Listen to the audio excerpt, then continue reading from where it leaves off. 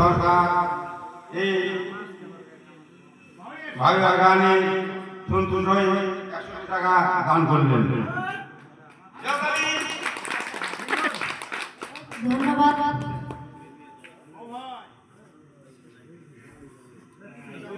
ঠিক আছে আমরা